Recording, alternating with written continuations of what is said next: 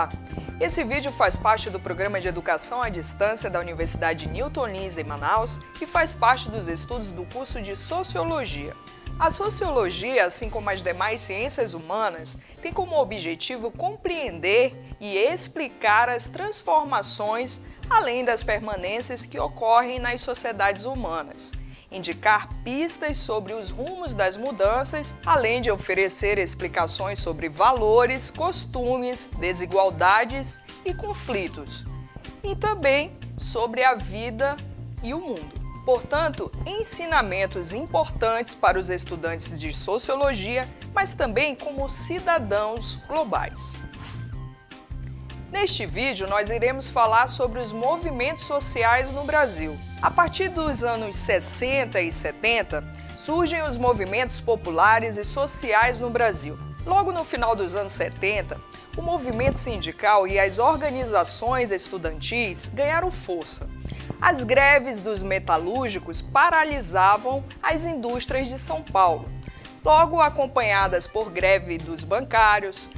A crise do milagre econômico foi o estopim desses movimentos, e a luta contra a carestia balançou os alicerces da ditadura. Paralelamente, surgiram grupos ligados a questões específicas: mulheres, povos indígenas, negros e homossexuais.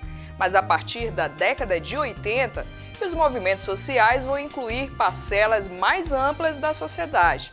Surgem os movimentos ecológicos que transcendiam a divisão política entre direita e esquerda, e também o movimento entre a defesa dos direitos humanos e do consumidor. Já na década de 90, surge no Brasil um tipo de organização inexistente até então: as organizações não governamentais, as chamadas ONGs, para designar as entidades da sociedade civil em referência a todo movimento de cunho social. Neste momento, o protagonismo dos movimentos sociais no Brasil, a partir dos anos 90, começa a perder visibilidade política no cenário urbano. Desde o início do século até os dias atuais, uma crise dos movimentos sociais populares e urbanos, nos primeiros 5 anos dos anos 90, no sentido de reduzirem parte do poder de pressão direta que haviam conquistado nos anos 80. Nesse momento, o país saía de uma etapa de conquista dos direitos constitucionais, os quais necessitavam ser regulamentados.